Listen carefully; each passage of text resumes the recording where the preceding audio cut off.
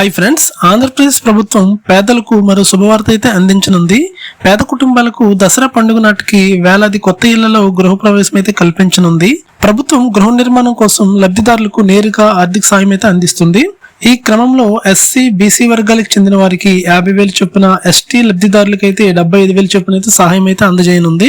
AP housing scheme 2025 కింద రాష్ట్ర ప్రభుత్వం గృహ నిర్మాణ పథకాన్ని ప్రధానమంత్రి ఆవాస్ యోజన 2.0తో అయితే అనుసంధానం చేయడం జరిగింది. దీని ద్వారా లబ్ధిదారులకు ఒక్కో ఇంటికి 4 లక్షల సాయం అయితే అందజేయనున్నారు. ఇందులో 60% నిధులు కేంద్రం నుంచి అయితే రావడం జరుగుతుంది. అలాగే 40% నిధులు అనేవి రాష్ట్ర ప్రభుత్వం అయితే భరించడం జరుగుతుంది. ఇల్లు లేని వారికి ఇళ్లతో పాటు స్థలాలను కూడా ప్రభుత్వం అందజేయనుంది. పట్టణాల్లో అయితే 2 సెంట్లు, గ్రామాల్లో అయితే 3 సెంట్ల స్థలం కేటాయించాలని నిర్ణయం అయితే తీసుకోవడం జరిగింది.